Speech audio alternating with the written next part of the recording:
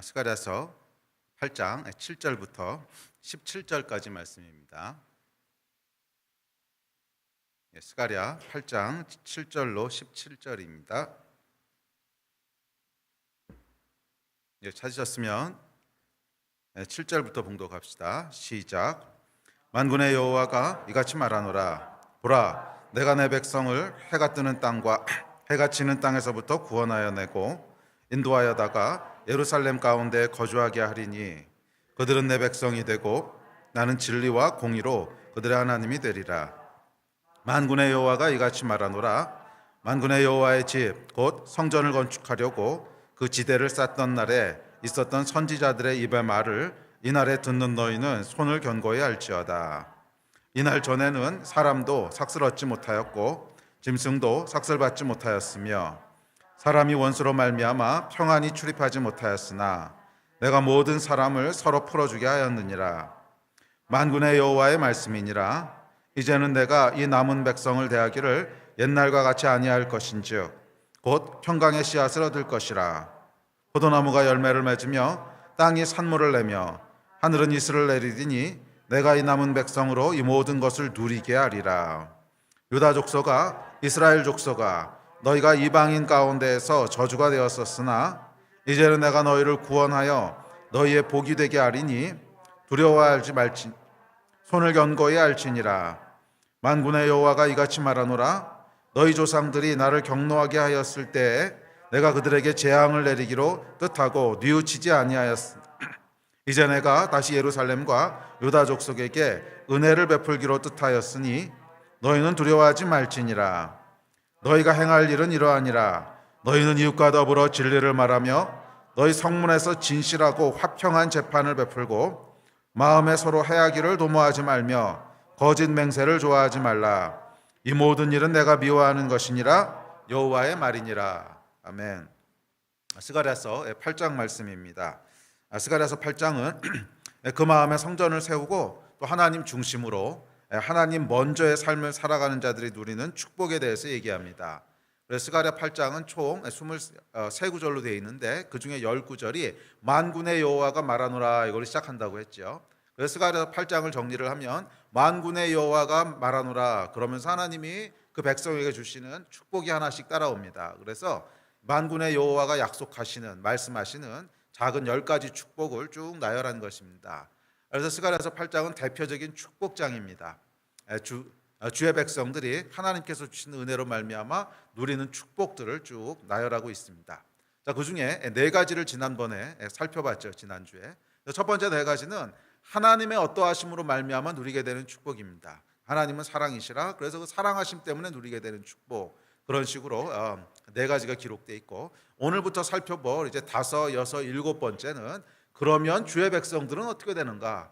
그러면 주의 백성들은 어떤 복을 누리는가? 그래서 조금 더 포커스가 하나님의 백성들에게로 이제 옮겨집니다. 하나님의 백성들은 어떻게 되는가? 하나님의 백성들은 어떤 삶을 누리는가? 그래서 이 5, 6, 7번째 저희가 2번이나 3번 정도 걸쳐 살펴볼 텐데 이것은 한마디로 하나님의 백성의 데스티니, 하나님의 백성이 어떻게 되는가 하는 이야기를 다루고 있습니다.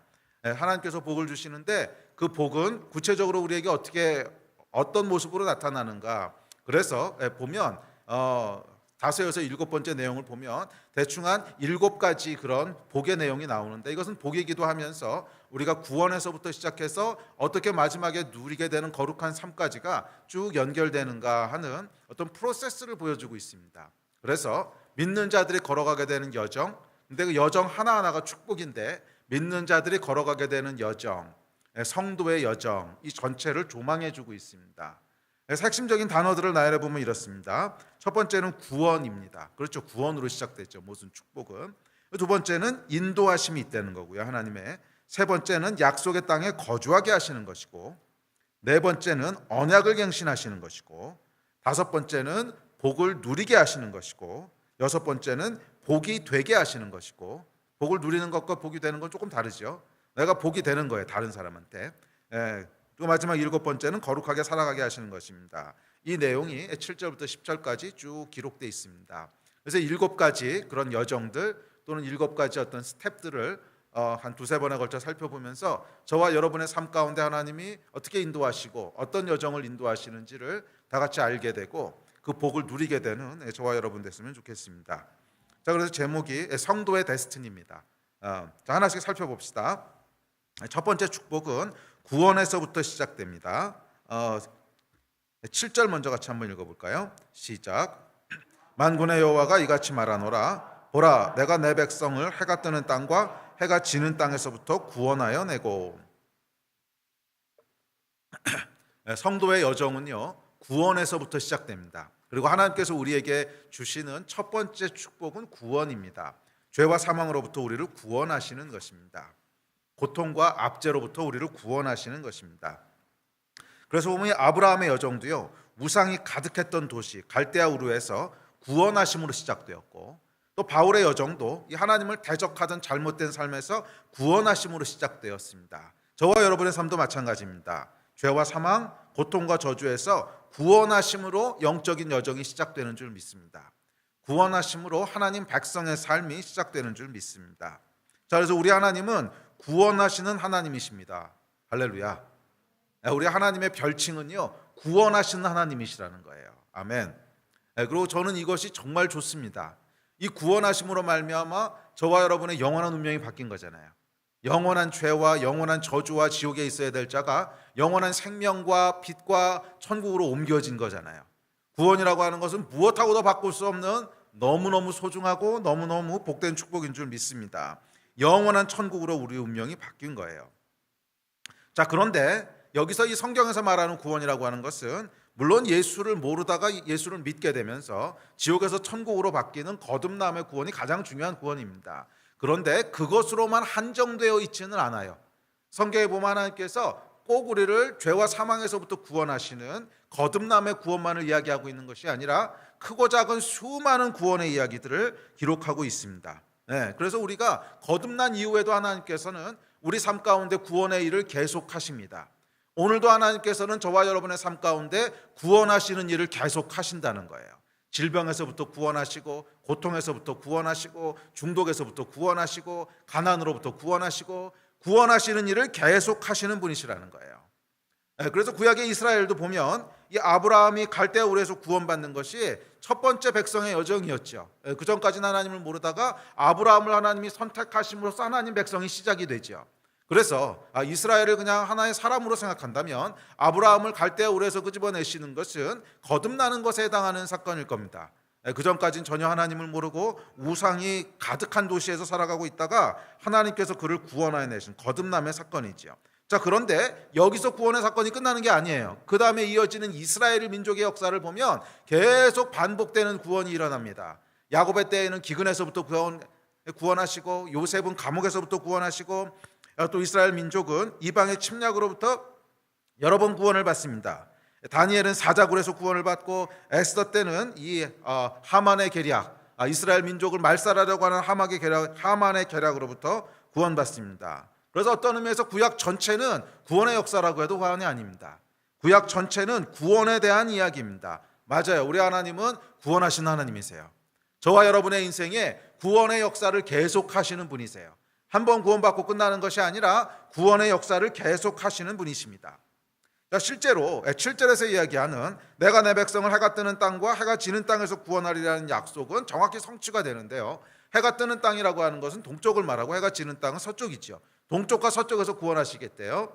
이 사건이 어떻게 응답되냐면 BC 586년에 바벨론 포로로부터 귀환하면서 동쪽으로부터 구원하시는 사건을 이루십니다. 바벨론 포로로부터 풀리면서 다시 이들의 약속의 땅으로 돌아오게 되는데 동쪽에서부터 돌아오게 되죠. 586년에 성취되고, 서쪽에서부터 구원받는 일은 AD 70년에 로마에 의해서 예루살렘이 멸망당하고 그 이후로는 민족 이스라엘은 없어요. 다 흩어져 버립니다. 그리고 2000년의 세월이 흐르고 1948년도에 이스라엘이 재건이 됩니다. 이 재건이 되면서 수많은 유대인들이 다시 고토로 돌아오기 시작하는데 그때 대부분 서쪽에서 돌아오게 됩니다. 대부분이 서쪽에서, 물론 동쪽에서 좀 오긴 하는데 대부분 서쪽에서 돌아오게 됩니다. 이 사건들을 통해서 하나님께서 이 약속을 정확하게 성취하셨어요. 저는 이것이 우리에게 주시는 은혜인 줄 믿습니다. 저와 여러분을 향한 하나님의 구원도 멈추지 않는다는 거예요. 2000년이 지나도 취소하지 않으신다는 거예요. 잊지 않으신다는 거예요. 저와 여러분을 구원하신 하나님의 역사는 2000년이 흘러도 취소되지 않고 수만 년이 흘러도 지워지지 않는 반드시 구원하시는 약속이신 줄로 믿습니다. 자, 그런데 이 구원의 역사는 10절에 보면 이렇게 얘기합니다. 자, 10절 같이 한번 읽어볼까요? 시작. 이날 전에는 사람도 삭슬 얻지 못하였고 짐승도 삭슬 받지 못하였으며 사람이 원수로 말미암아 평안히 출입하지 못하였으나 내가 모든 사람을 서로 풀어주게 하였느니라. 자, 이 구원은 앞서도 얘기했지만 거듭나는 그 가장 큰 한 번의 구원만을 얘기하는 것이 아니라 실제적이고 구체적인 구원들을 언급합니다. 예, 사람도 삭슬 받지 못하고 짐승도 삭슬 받지 못해요. 뭐지요? 기근, 가난. 예, 구체적으로 기근과 가난으로부터 구원하시겠다는 거예요.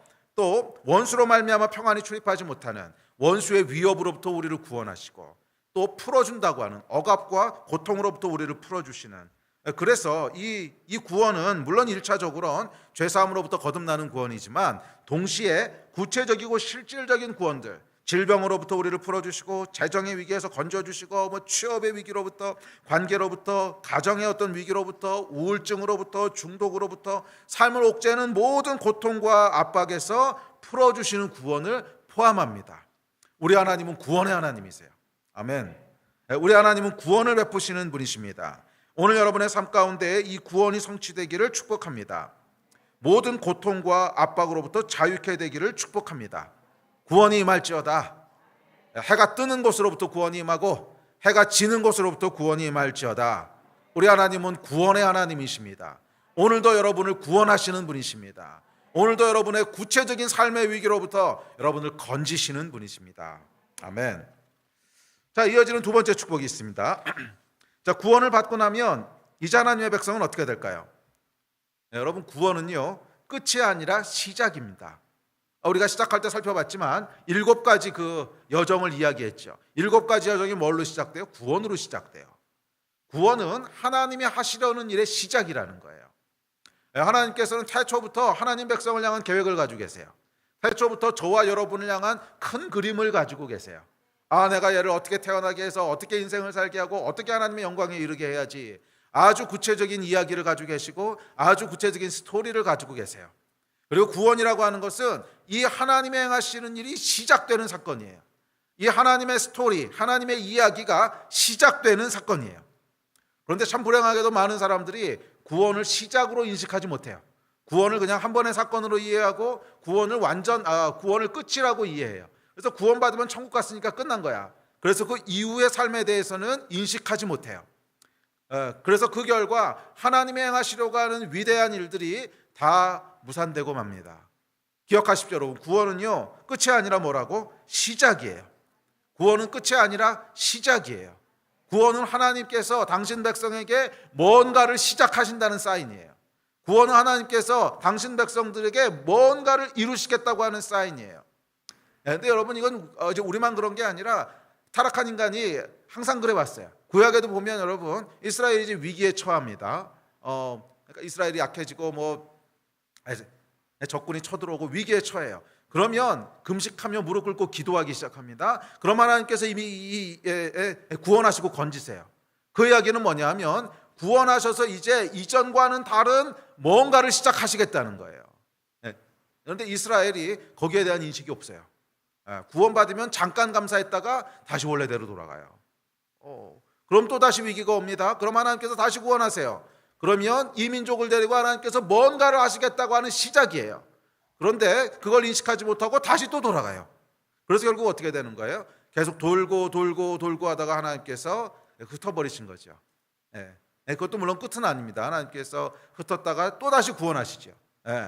자, 저희뿐만 아니라 이스라엘 역사를 봐도 그랬다는 거예요. 오늘날 많은 크리스천들도 마찬가지예요. 구원을 시작으로 인식하지 못해요. 구원받으면 뭔가 감격은 있어요. 구원받으면 감사는 있어요. 그래서 감사헌금을 하기도 하고 하나님 앞에 간증하기도 하고 기뻐하기도 하고 그래요. 그런데 그러고 나서 무엇이 시작된가에 대해서는 별로 인식하지 못해요.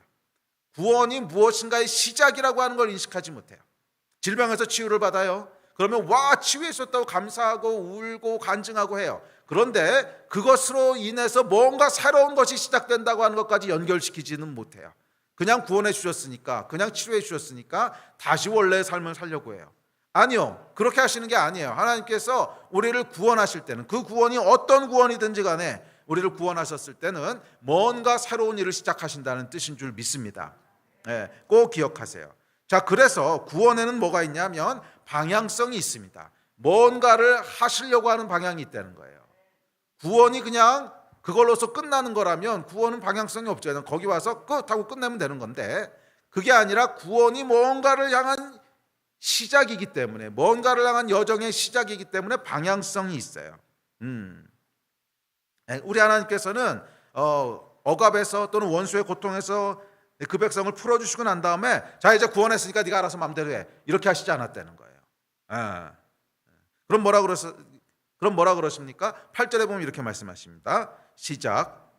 인도하여다가 예루살렘 가운데에 거주하게 하리니 그들은 내 백성이 되고 나는 진리와 공의로 그들의 하나님이 되리라. 인도하셨다는 거예요. 인도하셨다는. 그래서 두 번째 스텝은 뭐냐면 인도하심이에요. 우리를 구원하시면 반드시 인도하시는 것이 있다는 거예요. 그래서 여러분 구약에도 보면 애굽에서 이스라엘 백성을 구원하시고 나서 바로 뭐가 있냐? 바로 무슨 사건이 일어납니까? 구름 기둥과 불 기둥이 뜨죠. 인도하심이 시작되는 거예요. 인도하심이 시작되는 거예요. 그래서 결국 가나안이라고 하는 목적지로 인도하시죠. 저와 여러분의 구원은 목적지가 있다는 거예요. 구원은 시작점이지 목적지가 아니에요. 목적지가 있다는 거예요. 그렇기 때문에 인도하심에 귀를 기울여야 돼요. 왜? 우리가 가려고 하는 목적지는 가보지 않은 곳이에요. 처음 가는 곳이에요. 그래서 인도하심을 쫓아가지 않으면 거기까지 다다를 수가 없어요. 저 어쨌든 간에 하나님께서 우리를 구원하셨을 때는 목적이 있으세요. 놀라운 하나님의 계획이 있으세요. 저와 여러분을 향한 인생의 스토리가 있으세요. 이야기가 있으세요. 그것까지 끌고 가는 것이 하나님의 계획입니다.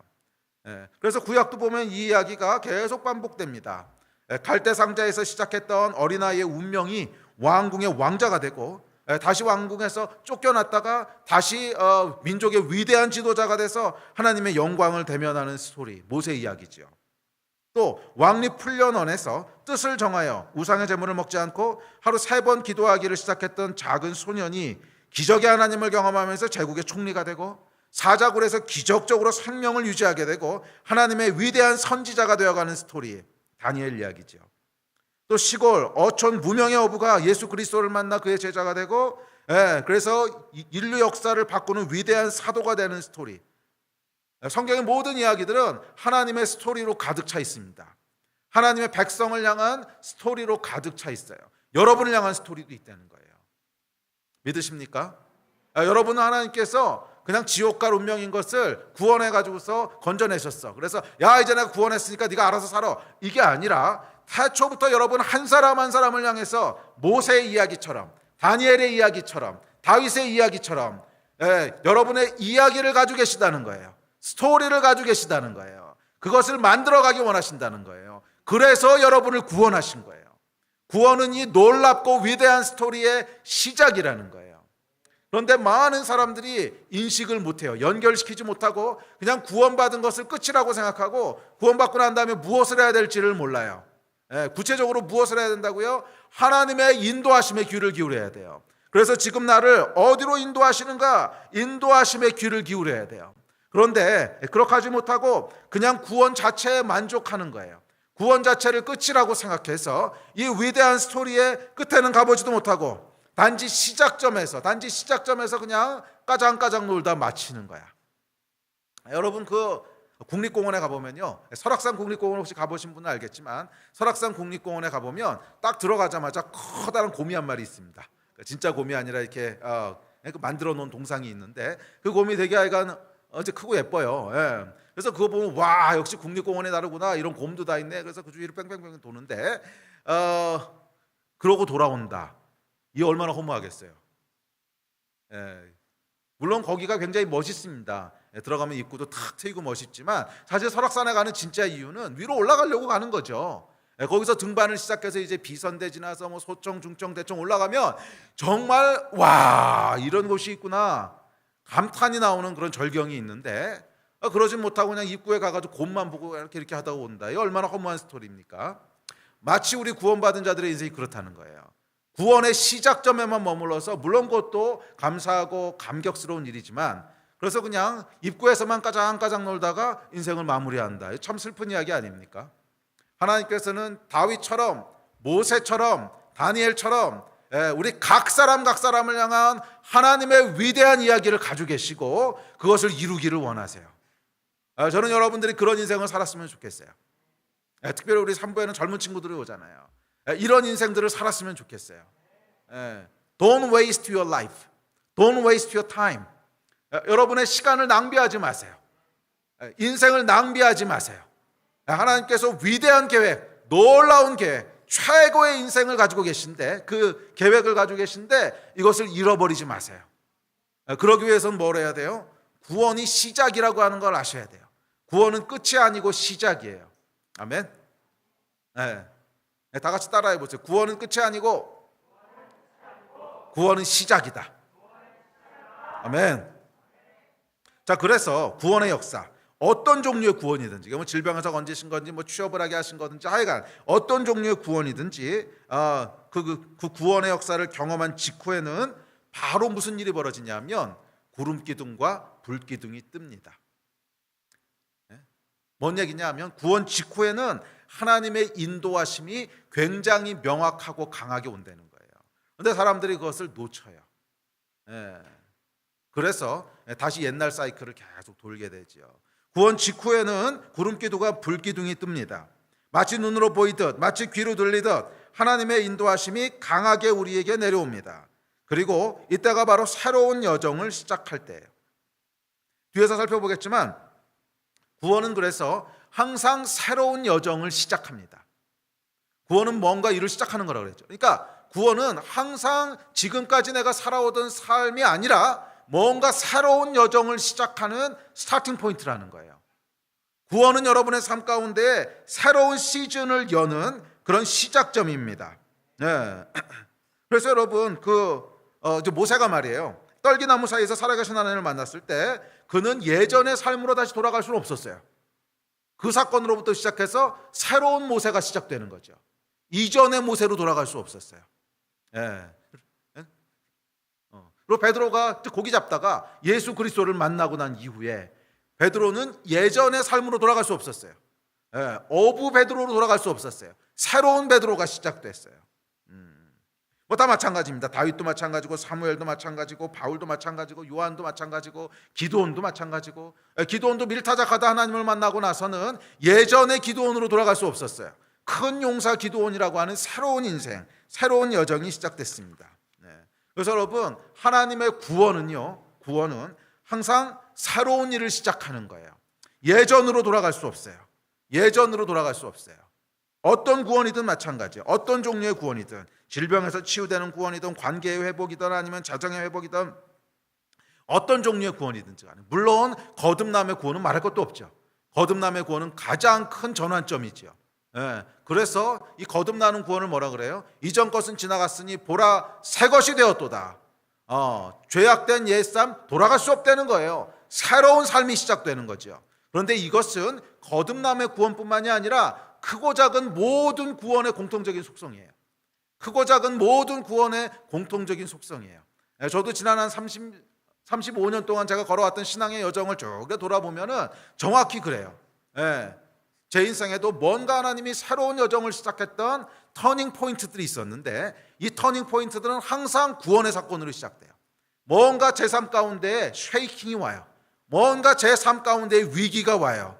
그래서 부르짖어요. 하나님 도와주십시오. 하나님 구원하여 주십시오. 그럼 하나님이 건지시고 구원하시는데, 그 사건이 일어났을 때는 인생의 터닝 포인트였어요.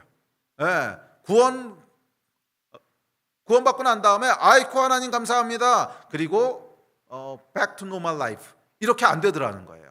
다시 원래 평안했던 삶으로 돌아갔더라. 이렇게 안 되더라는 거예요. 이전과는 전혀 다른 삶이 시작됐어요. 전혀 다른 삶이 시작됐어요. 새로운 여정이 시작됐어요. 그래서 저는 제 경험에 의해서도 알아요. 물론 성경에서 얘기하고 있지만 제 경험에 의해서도 알아요. 구원이라고 하는 것은 새로운 일이 시작되는 겁니다. 큰 구원이든 작은 구원이든, 뭐 질병에서 회복하시고, 또 재정의 위기에서 건지시고 또 기도 응답을 해주시고, 그것은 새로운 여정의 시작입니다. 구원은 단순히 위기가 있기 전 옛 삶의 모습으로 회귀하는 게 아니에요. 이 하나님이 베푸시는 구원은 구원과 더불어 이전과는 다른, 전혀 다른 새로운 여정으로 들어가게 되는 것입니다. 그래서 필요한 게 뭐냐 하면 인도하심이에요. 왜? 안 가본 길을 가는 거거든. 한 번도 안 가본 길을 가는 것이기 때문에 인도하심이 필요한 거예요. 왜 여러분 광야로 들어섰을 때 구름 기둥과 불 기둥이 떴을까요? 안 가본 곳이기 때문에 그래요. 전혀 모르는 곳이. 그냥 애굽 안에 있는 거였다면 굳이 하나님께서 구름 기둥과 불 기둥을 띄우시지 않아도 그냥 우리 알아서 살 수 있어요. 그런데 안 가본 곳이기 때문에 하나님의 인도하심이 시작되는 것입니다. 저는 저와 여러분의 삶 가운데 하나님의 정확한 인도하심이 있기를 주의 이름으로 축복합니다. 아니요, 그 인도하심은 항상 있어요. 정확히 따라갈 수 있게 되기를 주의 이름으로 축복합니다. 놓치지 말기를 주의 이름으로 축복합니다. 네.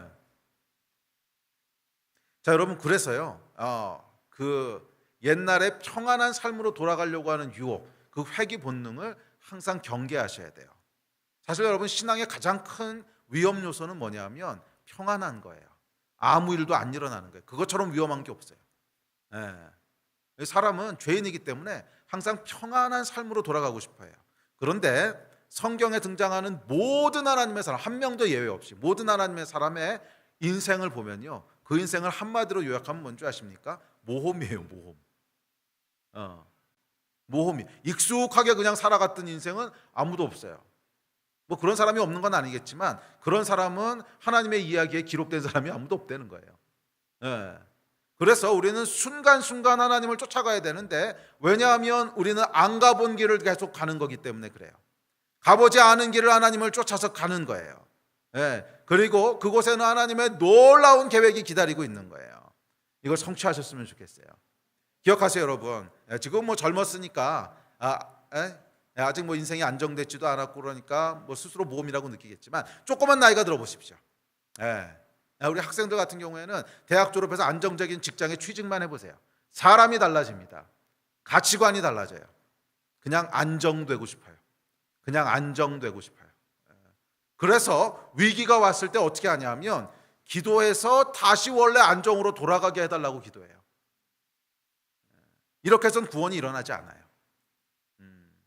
구원의 목적은 구원하셔서 다시 안정으로 돌아가게 하는 게 아니에요. 구원의 목적은 구원하셔서 새로운 일을 시작하게 하시는 거예요. 기억하십시오. 구원은 구원하셔서 새로운 일을 시작하는 것이지 다시 익숙한 삶으로 돌아가게 하시는 게 아니에요. 성경 어떤 인물도 그렇게 구원을 이룬 적이 없어요. 인도하심을 따라가기를 게을리하지 마십시오. 안일한 삶으로 돌아가려고 하지 마십시오. 이 회귀 본능만큼 위험한 게 없어요. 결국 우리의 신앙을 죽게 만드는 것은 큰 핍박이 아니에요. 큰 핍박은 오히려 우리를 깨어나게 해요. 오히려 우리를 죽게 하는 것은 안정된 삶이에요. 아무것도 일어나지 않는 거. 우리 인생 가운데 아무런 사건도 일어나지 않는 거. 혹시 여러분 가운데 아무런 사건이 일어나지 않은 지 오래됐다, 조심하십시오. 지금 인생이 위기 가운데 있다는 뜻입니다. 구원은 여러분 계속 새로운 여정으로 우리를 인도하신 하나님의 은혜예요. 이 은혜를 쫓아가시는 여러분 되시기를 주의 이름으로 축복합니다. 인도하심에 귀 기울이세요. 자, 세 번째입니다. 세 번째 단계는 인도하셔서 거주하게 하시는 겁니다. 약속의 땅에 거주하게 하시는 거예요. 자, 8절 다시 한번 봅시다. 시작. 인도하여다가 예루살렘 가운데 거주하게 하리니. 궁극적으로 하나님이 우리 인도하시는 곳이 있습니다. 약속의 땅이죠. 각 사람에게는 그래서 약속의 땅이 있어요. 하나님이 계획하신 두시는 약속의 땅이 있어요. 이 약속의 땅에 거주하는 것이 세 번째 축복입니다. 자, 인도하심을 쫓아가기 위해서 힘써야 되듯이 우리는 약속의 땅에 거주하기 위해서 힘써야 됩니다. 약속의 땅에 거주하다 보면 수많은 두려움들과 유혹들이 있습니다. 여기 있다가 큰일 날 것 같고, 뭔가 벗어나야 될 것 같고, 여기 있으면 굉장히 위험할 것 같고, 그런 이제 두려움들, 유혹들, 위협들을 받게 됩니다. 그래서 약속의 땅을 떠나게 된다는 거예요. 구약에 보면 아브라함도 그랬습니다. 그 정말 믿음으로 인도하심을 쫓아서 약속의 땅 가나안에 이르러서 거주하게 됩니다. 그런데 문제는 기근이 오지요. 기근이 와서 어떻게 됩니까? 여기 있으면 안 될 것 같아요. 큰일 날 것 같아요. 잘못하면 죽을 것 같아요. 그래서 애굽으로 피신을 갑니다. 자, 그러다 어떤 일이 벌어졌습니까? 아내 사라를 빼앗깁니다. 그 당시에는 물론 사례였지만 아내 사라를 뺏깁니다. 여러분, 아내 사라를 뺏겼다고 하는 것은 단순히 아내를 잃어버렸다 하는 차원의 얘기가 아닙니다. 아브라함의 데스티니가 뭐였죠? 아브라함의 스토리가 뭡니까? 아브라함을 향한 하나님의 계획은 열국의 아비가 되는 거예요. 그리고 그 열국의 아비가 될 이삭을 낳아줄 사람이 사라예요. 자, 그러니까 사라를 뺏겼다고 하는 건 뭐예요? 아브라함을 향한 하나님의 모든 약속을 다 뺏겼다는 거예요. 아브라함을 향한 하나님의 모든 계획을 다 뺏겼다는 거예요. 약속의 땅을 떠나게 됐을 때 이렇게 되는 거예요. 우리에게도 하나님께서 주신 약속의 땅이 있는데 이 약속의 땅을 벗어나게 되면 우리의 약속을 빼앗겨요.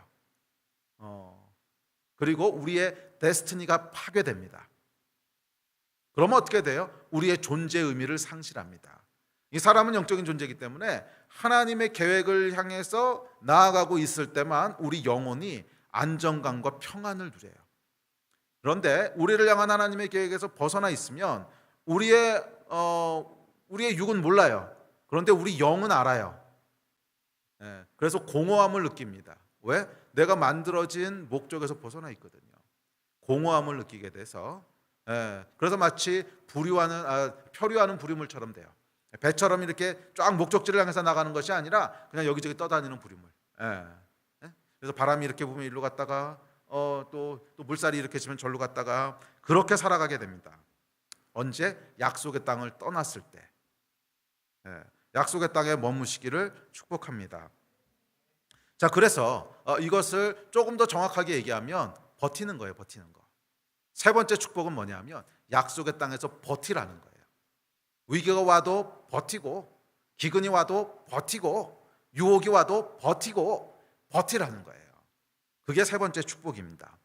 자, 보시면 알겠지만 7가지 축복이 쭉쭉 나오는데 오늘은 이제 3.5개 하고 다음 주에 3.5개 할 텐데 이 뒤에 이어지는 축복들은요, 누리게 하시고 복이 되게 하시고, 그러니까 진짜로 하나님이 우리에서 풍성하게 하시는 얘기들인데 이게 어디서 이루어지는 거예요? 약속의 땅에서 이루어지는 거예요. 하나님이 약속을 성취하시겠다고 하는 땅이 있다는 거예요. 그래서 약속에 성취되는 걸 보려면 여기 있어야 되는 거예요. 그래서 약속의 땅인 거예요. 그런데 이 약속을 벗어나게 되면 당연히 그 뒤에 따라오는 것들은 우리하고는 상관없는 이야기가 되어버립니다. 그러면 여러분, 약속의 땅에 어떤 일이 있어도 버티세요. 구름기둥과 불기둥이 뜨기 전에는 약속의 땅에 버티는 거예요. 그래서 칼빈은 이것을 성도의 견인이다 이렇게 얘기했어요. 견인이라는 단어는 요즘도 안 쓰는 단어인데 인내한다는 뜻입니다. 성도의 인내, 성도의 견인. 그리고 뭐라 그랬냐면 이 버티는 과정을 통해 참 하나님의 백성으로 인정된다는 거예요. 이거 참 깊이 생각해 봐야 될 말입니다. 우리가 언제 하나님의 백성으로 인정되냐면 약속의 땅에서 버티는 것을 통해서 인정된다는 거예요. 약속의 땅에서 버티는 것을 통해서 이 사람은 하나님의 백성이야 인정된다는 거예요. 아무리 우리가 구원의 감격을 경험하고 하나님께서 건지시는 사건을 경험하고 인도하심을 쫓아서 약속의 땅까지 왔어도 그것을 그냥 헌시작 버리듯이 버리고 벗어나게 되면 하나님의 땅, 하나님의 백성으로 인정받지 못한다는 거예요. 약속의 땅에 있으시기를 축복합니다.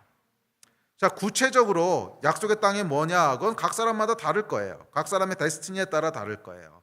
그래서 어떤 사람은 일터가 그의 약속의 땅일 수도 있고, 선교사들에게는 선교지가 약속의 땅일 수도 있고, 목사에게는 당연히 목회지가 약속의 땅일 수 있고, 또 어떤 이에게는 특정 민족이나 특정 지역이 약속의 땅일 수도 있고, 또 어떤 사람에게는 셀이나 아니면 섬기고 있는 주일학교 봉사나 이런 사역, 맡겨진 사역이 약속의 땅일 수도 있고, 또 어떤 사람에게는 가정이 약속의 땅일 수도 있고, 하여간 이 약속의 땅이라고 하는 것은 또 물리적인 영역일 수도 있고, 또는 어떤 사역의 분야일 수도 있고, 관계일 수도 있고, 이것은 사람의 데스티니에 따라 다 다를 거예요.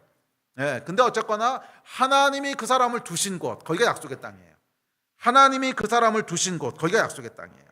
거기에 여러분 머물기를, 버티기를 힘쓰십시오. 그래야 하나님의 복을 누리는 거예요. 자, 그런데 보면 8절에 보시면 이 약속의 땅을 예루살렘이라고 얘기합니다. 자, 예루살렘이라고 하는 것은 뭐예요? 하나님의 성전이 있는 곳이에요. 그래서 하나님이 우리를 인도하시는 것이 있는데 물리적으로는 다 다를 수 있어요. 그것은 그 사람의 데스티니에 따라서 다 다를 수 있는데 본질은 동일해요. 본질은 뭐냐 하면 예루살렘으로 인도하신다는 거예요. 자, 예루살렘은 뭐예요? 성전이 있는 곳이에요. 성전이 있다고 하는 건 뭐예요? 하나님이 임재하시는 곳이란 거예요. 자, 그래서 우리를 인도하시는데 어디로 인도하시는가? 물리적으로는 그 사람의 데스티니에 따라서 다 다르겠지만 궁극적으로는 하나님이 계신 곳으로 우리를 이끄신다는 거예요. 이게 하나님의 인도하심이에요. 하나님이 계신 곳으로 우리를 인도하신다는 거예요. 그래서 그곳에 하나님이 계시기 때문에 결국 거기서 하나님의 약속이 이루어지는 거예요. 그곳에 하나님이 계시기 때문에 거기서 결국 하나님의 축복이 내려오는 거예요. 하나님께로 인도하시는 것입니다. 하나님께로 인도하시는 거예요. 하나님의 임재로 인도하는 거예요. 그런데 이 약속의 땅을 벗어나게 되면 어떻게 되는 거예요? 하나님의 임재가 없는 거예요. 근데 이 말이 조금 어폐가 있습니다. 신학적으로 하나님은 어디나 계시잖아요. 아니 뭐 꼭 거기만 계십니까? 뭐 어디나 계시지. 예. 그래서 사실은 사람들이 말이에요. 약속의 땅을 어떤 이유에서든지 어떤 필요에서든지 어떤 욕심에서든지 벗어나려고 할 때 100이면 100 다 똑같이 하는 얘기가 있어요. 제가 수십 년 목회하면서 보니까 100이면 100 한 사람도 얘기 없이 다 똑같이 얘기해요. 아니 이렇게 얘기 안 한다면 아마 떠나지 않았을 거예요. 뭐 실제로 얘기하든지 속으로 그렇게 생각하든지. 그 내용이 뭐냐면 이거예요. 에이 뭐 하나님이 거기만 계셔. 어디나 계시지. 만약 하나님이 거기만 계신다는 거 알았으면 떠나겠어요? 안 떠나지. 물론 신앙을 저버리고 떠나는 건 좀 다른 케이스예요. 그러니까 이건 다른 케이스인데 그런 거 말고 정말 하나님 안에 있는 사람인데 약속의 땅을 떠날 때 그때 보면 항상 뭐라 그러냐면 하나님이 거기만 계셔 저기도 계시지 뭐. 아무 데나 계시지. 내가 가는 곳마다 계실 거야. 신학적으로 틀린 얘기는 아니죠. 하나님 어디나 계시죠. 자, 그런데 약속의 땅이라고 하는 건 뭐냐면 하나님이 단순히 계시다는 것이 아니라 하나님이 내 인생 가운데 개입하신다는 뜻이에요. 하나님이 내 인생 가운데 임재하신다는 거예요. 이거는 아무 데가 아니에요. 신학적으로 하나님 무소부지하게 아무 데나 계시지만 내가 하나님을 만나는 장소는 아무 데나가 아니에요. 그건 아무 데나 만날 수 있는 게 아니에요. 하나님이 약속하신 곳에 가야 만날 수 있는 거예요. 아멘. 요즘은 뭐 이렇게 스마트폰도 있고 핸드폰도 있어서 약속 장소가 틀렸으면 이렇게 전화 걸어가지고 아니야 거기 아니고 일로 와 이렇게 하면 되는데 제가 대학 다닐 때까지만 해도 이런 거 없었어요. 이런 거 없었고 집 밖에 나서면 이제 연락할 수 있는 방법이 전혀 없었거든요. 80년대 얘기인데 그래서 약속 장소가 참 중요했습니다. 그래서 집에 있을 때 전화해가지고서 미리 약속 장소를 정해야 돼요. 저희 때는 가장 많이 만났던 데가 강남역 뉴욕제가라는 데가 있었어요. 알레나 몰라 이거. 강남역 뉴욕제가가 있었는데 그래서 토요일 오후 3시에 강남역 뉴욕제가에서 만나. 그러면 그 사람을 만나려면 그 약속 장소에 가야만 만나는 거예요. 딴 데 가면 만날 수가 없어요. 아무리 강남역에 갔어도 저기 파리크라산 가면 없는 거야. 이와 마찬가지로 하나님을 만나려면 하나님과 약속된 장소에 가야 만나는 거예요. 하나님이 내가 여기서 너를 만날 거야 말씀하신 곳에 가야 하나님을 만나는 거예요. 무소부지에서 아무 데나 계시다고? 아니요 여러분, 이것은 하나님을 모르는 얘기예요. 아무 데서나 하나님을 만날 수 있는 것이 아니에요. 하나님이 나는 여기서 너를 기다리고 있을 거야. 나는 여기서 너를 만날 거야. 내가 네 인생을 향해서 계획한 계획이 있는데 이때 너는 여기로 와야 돼. 여기서 나를 만나야 돼. 나는 여기서 너희를 기다릴 거야. 이 장소에 가야 하나님을 만나는 거예요. 꼭 물리적인 장소는 아닐 수도 있어요. 아까 말씀드렸지만 그것이 어떤 사역이 될 수도 있고 물리적인 장소가 될 수도 있고 관계가 될 수도 있고 하여간 하나님이 여러분을 두신 곳, 그곳에 가야 하나님을 만나는 거예요. 이게 여러분 영적인 원리입니다. 이게 영적인 원리예요. 그러면 여러분 약속의 땅에 거하기를 힘쓰십시오. 그래야 거기서 하나님을 만날 수 있습니다. 자, 약속의 땅에 버텨야 되는 또 하나의 이유는 그 약속의 땅에서 버티는 것 자체가 하나님 중심의 삶을 살아가는 것이기 때문에 그래요. 자, 우리 스가랴서 전체 지금까지 해왔던 얘기를 종합해보면 이런 얘기입니다. 성전을 재건하라고 하셨어요. 왜 성전을 재건해야 됩니까? 하나님이 곳에 거하시기 위해서. 그래서 재건하라 그러셨어요. 그래서 이 성전 재건의 본질은 어떤 물리적인 건물을 지어가는 것이 아니라 우리 안에 성전을 재건하는 것인데, 그 재건하는 건 뭐예요? 하나님이 내 안에 거하실 수 있는 성전을 재건하는 거예요. 그런데 그 내용은 뭐냐 하면 하나님 중심으로 살아가는 삶이고 하나님 먼저로 살아가는 삶이에요. 성전 중심의 삶이에요. 그래서 우리가 하나님 중심의 성전 중심의 삶을 살면 그 성전 가운데 하나님이 거하신다는 거예요. 이게 핵심이죠. 자, 그런데 우리가 약속의 땅에 머물거나 또는 약속의 땅을 떠난다고 하는 게 무슨 의미인가 생각해 보세요. 분명히 하나님께서 너는 여기 머물러야 돼, 딱 약속의 땅을 말씀하셨는데 어느 날 살다 보니까 어이쿠 여기 있으면 안 될 것 같아요. 뭔가 새로운 필요가 생겼어. 또는 뭔가 상황이 생겼어. 그래서 내 필요와 내 상황에 의해서 떠났어요. 자, 이건 여러분 누구 중심으로 살아간 거예요?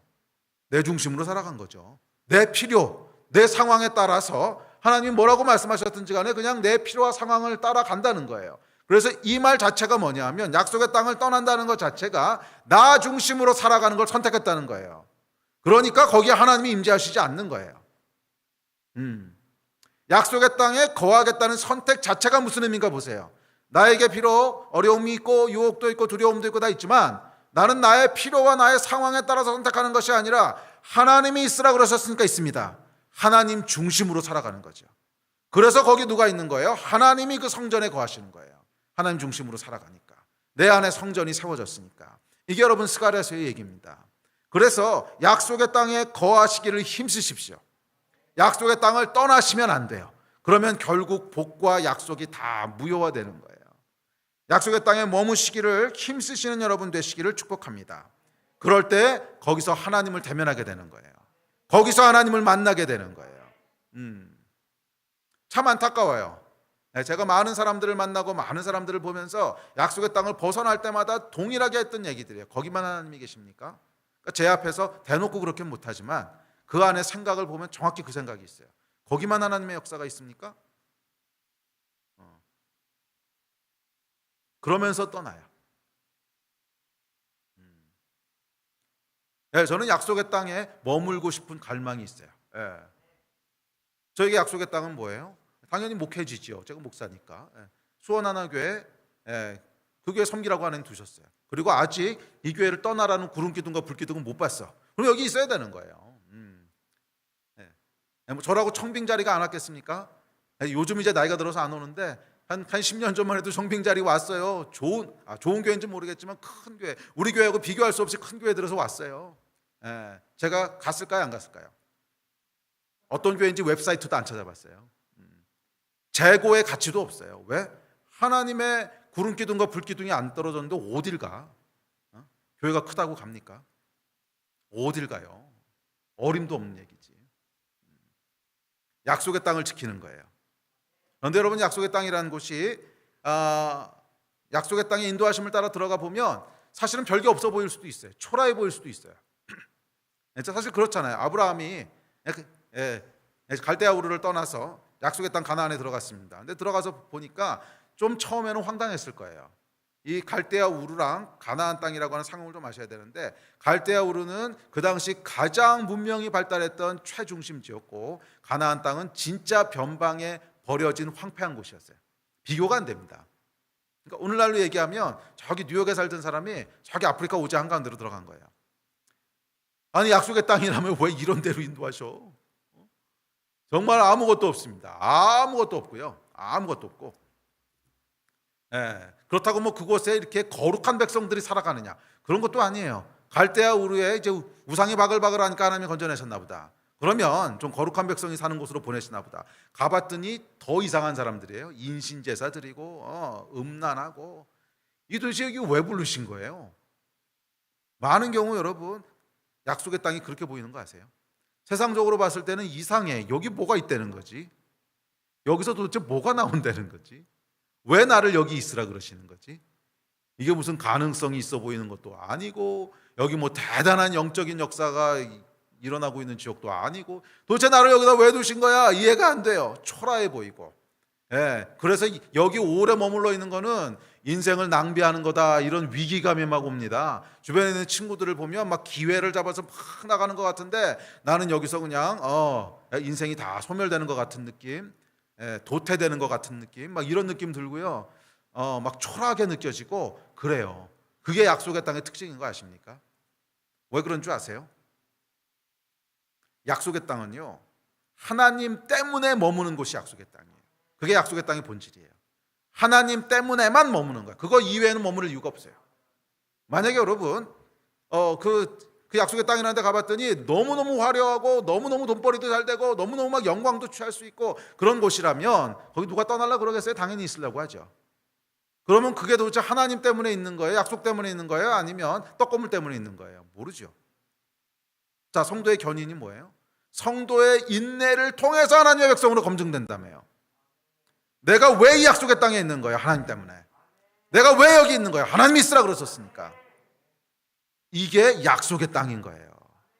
그래서 여러분, 약속의 땅을 쫓아간다고 했을 때 뭐 엄청난 게 있을 거라고 생각하지 마십시오. 가보면 아주 작고 아주 초라해 보이고, 야, 이게 뭐지? 내가 여기 있어야 돼? 그런 생각이 드는 그곳으로 인도하시는 거예요.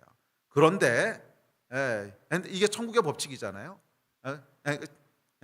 최근에 여러분 그 끼니에서 묵상하신 거, 작은 겨자 씨 하나 같지만 큰 나무로 자라간다고 하는, 이게 영적인 천국의 원리거든요. 처음에 보면 정말 아무것도 없어요. 거기에 내가 왜 있어야 되는지를 몰라요. 있고 싶지도 않아요. 그런데 하나님이 있으라고 하셨으니까 나는 미래가 보이지 않아도, 불안해도, 도태되는 것 같은 느낌이 들어도 이 자리를 한결같이 지키겠습니다. 그리고 그 자리를 지켜갈 때 아무것도 없어 보이는 곳에서 기적이 일어나기 시작하는 거예요. 아무것도 없어 보이는 곳에서 싹이 나고 나무가 만들어지기 시작하는 거예요. 그렇게 해서 하나님의 영광을 드러내게 되는 것이 우리의 데스티니인 줄 믿습니다. 많은 하나님의 사람들이 그 길을 갔어요. 광야에서 하나님의 열매를 보게, 정말 불가능한 지역에서 하나님의 기적을 경험하게 되고, 그러면서 하나님의 영광을 드러낸 거예요. 결국 하나님께서는 그 약속의 땅에서 열매 보게 하십니다. 결국 약속의 땅에서 기적을 경험하게 하시고 정말 큰 나무 같은 하나님의 역사를 보게 하세요.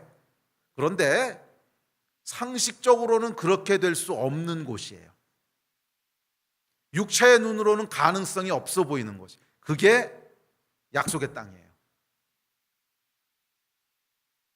오늘 아마 여기 약속의 땅에 계시는 분들 많이 계실 거예요.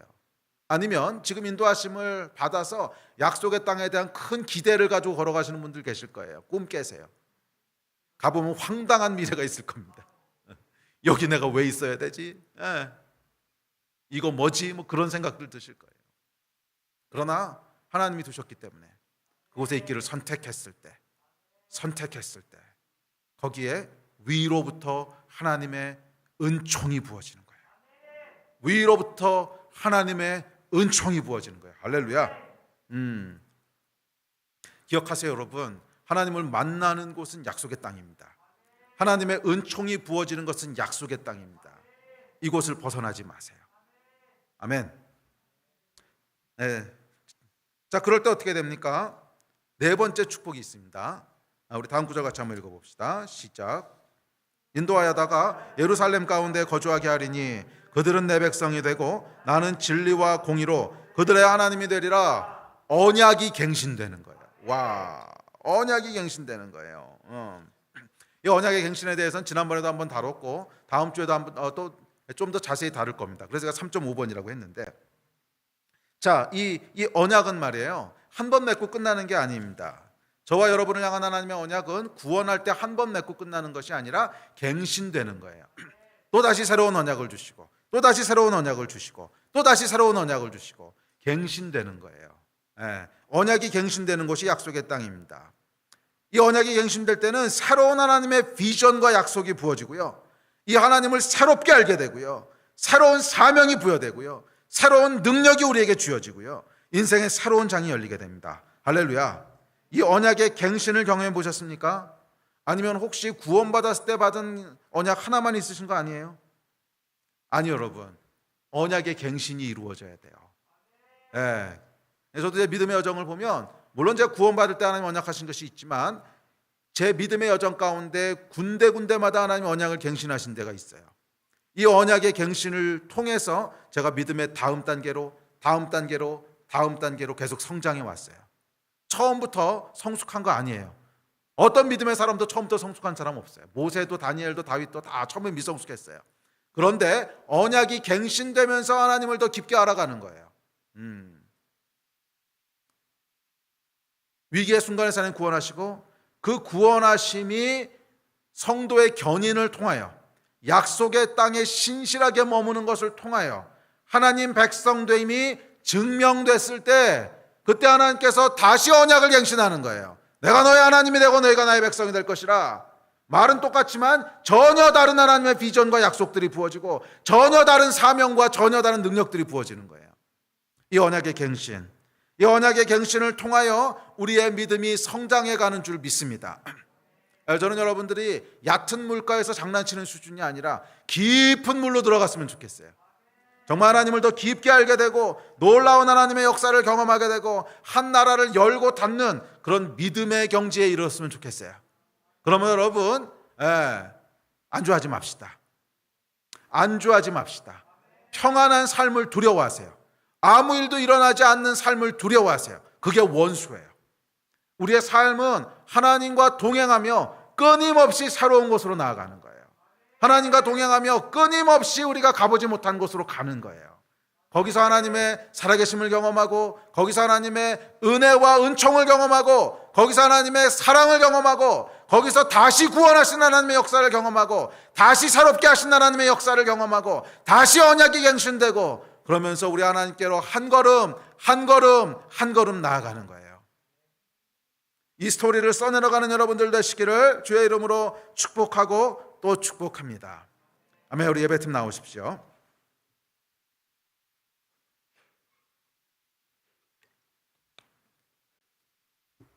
자, 오늘 여러분의 삶에 언약이 갱신되는 날이 되시기를 축복합니다. 이 가운데 혹시 구원 이후에 길을 잃으신 분이 있으시지 않으십니까? 분명히 구원하심을 받았는데 이제 거듭난 것뿐만이 아니라 질병에서 치유하시고 또 하나님이 나의 기도를 응답하시고 위기에서 건져주시는 구원하심을 경험했는데 혹시 인도하심을 놓친 분이 있지 않으십니까? 오늘 다시 구름기둥과 불기둥이 뜰 겁니다. 제가 선포합니다. 구름기둥과 불기둥이 뜰 겁니다. 다시 방향을 잡으십시오. 다시 인도하심을 쫓아가기 시작하십시오.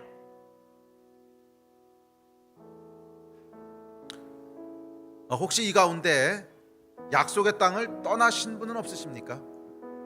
나의 필요 때문에, 나의 욕심 때문에, 불안함 때문에, 두려움 때문에 다시 돌아가십시오.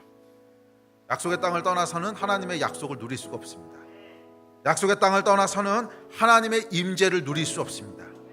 약속의 땅을 떠나서는 하나님의 은총이 부어질 수가 없어요. 물론 하나님은 어디나 계시지만 여러분을 만나는 곳은 약속의 땅이에요. 물론 하나님은 어디에나 계시지만 여러분을 만나는 곳은 약속의 땅이에요. 다시 약속의 땅으로 돌아가십시오. 그리고 그 땅에서 버티십시오. 보이는 것이 없어도, 들리는 것이 없어도, 소망도 없어 보이고 미래도 없어 보이고 도태되는 것 같아 보이고 초라해 보일지라도 버티세요. 그것을 통해서 하나님의 백성으로 인준되기 시작할 겁니다. 그리고 그 인준되는 순간 하늘의 문이 열릴 거예요. 위로부터 어마어마한 하나님의 은총이 부어지기 시작할 것이고, 그래서 사람들은 눈에도 보이지 않는 겨자씨 같은 아무 소망도 없는 가치도 없는 것이라고 얘기했던 거기에서 어마어마한 거목들이 자라나게 되고 사람들이 와서 쉼을 누리게 되고 많은 열매와 소출을 내게 되는 그 기적이 일어나게 됩니다. 어디에서? 약속의 땅에서.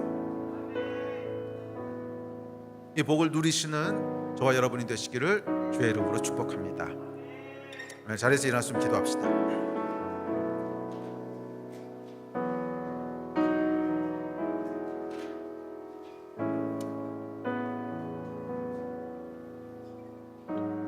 혹시 이 가운데 구원이 필요하신 분도 있을 거예요.